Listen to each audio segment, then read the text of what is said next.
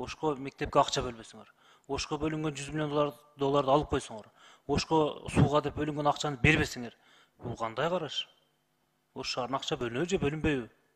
Же башка мамлекетке карайбы Ош шаары? Туусу жок болсо, мектеби жок болсо, жолуна бөлүнбөсө, газы жок болсо, кандай жашоо болот? Же Оштун эли сөзсүз түрдө шайлоо болгондо же башка болгондо эле керекпи? Андай болбойт. Жергиликтүү бийликке да протокол тапшырып берет, жакшы иштесин. Мындай иштеген болбойт. Курулушу 70-80% бүткөн Ош шаарынын 10 чакты мектеп эмне үчүн бүтпөй келет? Ош шаарында бир класста мисалы нормадан 2-3 эсе көп балдарыбыз окуп жатат. Мен ушул күнгө чейин да айтып келгем, ушул маселе чечилбей келе жатат. Урматтуу Алмазжан Акынжан, сиз өзүңүз көзөмөлгө алсаңыз, урматтуу төрага протокол тапшырма берсеңиз.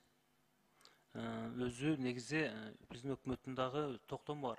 70-80% бүткөн мектептерге биринчи акчасын бөлүп беребиз деп. Алар 10 жылга жакын болуп калды, калуу эле келатат, калганыбыз. Баткен боюнча номер 707 аскер бөлүктө ушул жылдын 28 январь күнү Көкташ айылында кагышуудан кийин биздин ошол жерде 10го жакын жарандарыбыз оор жарат алган. Бирок ушул күнгө чейин мамлекет тараптан колдоо боло элек, бере элек экен. Барса силердин жаратыңар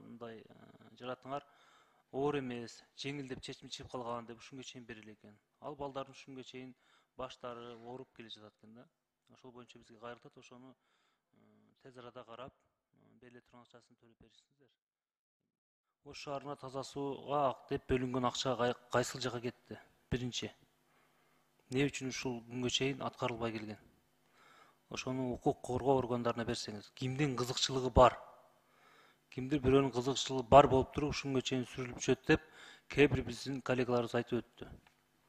Ошону дыкат жакшы карап берсин. Чындыгында эмненин негизинде узартып келет ушунга чейин аткарбай. Экинчиси, Ош шаарынын ички жолдору боюнча 100 миллион доллар бизге бөлүнгөн акча бар эле, Кытайдан келген акча. Ошол акча кайсыл жака кетти? Эмненин негизинде кетти? Эмне үчүн Ошко бөлүнгөн акча Ошко жетпейт, Ош шаарына? Ошол боюнча урматтуу төрага протокол тапшырма берип койсоңуз сиз дагы аткаруу бийлигине ушул сөз түрдө текшерип чыксын. Ошо 100 миллион доллар акча боюнча.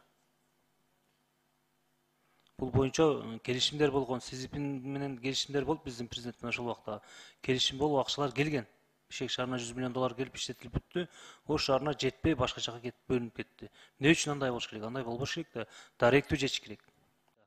Ош шаарында дача деген өзүнчө учардын өдөсүндө шаар караган жер бар. Ошол боюнча 400гө жакын адамдын үйлөрү бир адамдын колунда экен. Документтердин бардыгы. Эмне үчүн ошол соттон чечим чыгарып атканда эмненин негизинде чыгарып алат? Ушунга чейин үйүнө кат алып же болбосо паспорт ала албайт экен, же болбосо көлүк ала албайт экен, же башка ала албайт экен. Дачасыга барсаңар өзү мындай жолу деле жок, газы деле жок, свети деле жок. Илгерки 19-жылым болуп калган да, Ош шаарына карайт.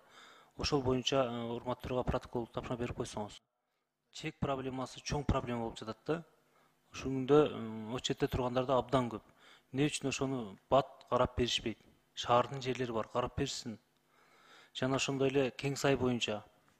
Кең сайда дагы абдан көп, 5000ге жакын адам чек алган, ошол боюнча ошол жакка ушул күнгө чейин суу тартыла элек, жол бара элек, башка боло элек. Ошол боюнча карап чыксын. Рахмат. Айбек Жапарович, сиз президенттин өкүлүнө түп-түз поручение берип атасызбы? Биз дагы протокольный поручение беребиз комитеттерге. Кийинки сөз